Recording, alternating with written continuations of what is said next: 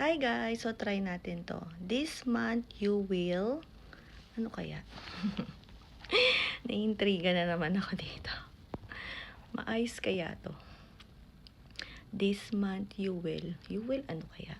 So, i-reveal na natin yan guys. So, ready na ba kayo? Okay. Eto na guys. Sabi, top video recording and screen tap. Ooh, this month you will travel. Yung pala yun. Ano pa yung mga pagpipilian? Di naman makita ko ano pa yung mga pagpipilian. So, travel. Saan kaya ako magta-travel? Gusto ko talagang mag-travel, guys. Yun nga lang talaga, hindi ko alam kung saan. Ayan. Siguro sa Pilipinas. Ayun. This month. Pero hindi eh. Kasi, too late na for this month para mag-leave.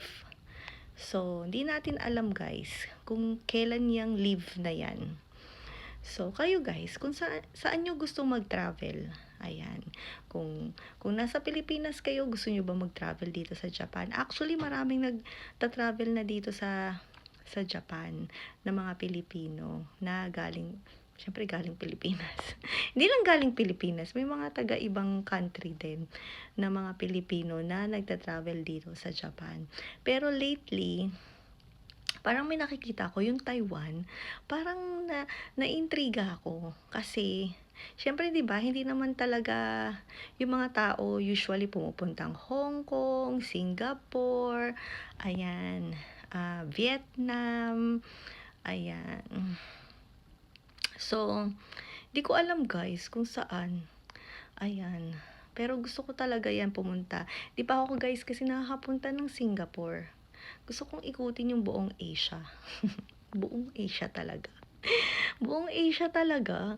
Kasi nga, dati rin guys, kasi nung nasa Italy kami nakatira, ayun, nakapag-ikot-ikot din tayo. Pero syempre, hindi pa natin na-check lahat nung nasa bucket list natin. Kasi nga, syempre, limited lang din yung time. 3 years lang kami doon. Ayun.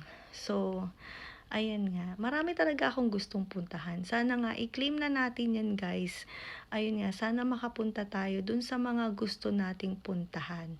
Ayun, hindi lang din naman sa ibang bansa. Kung nasa Pilipinas ka, within Pilipinas. Actually, yun din gusto ko talaga.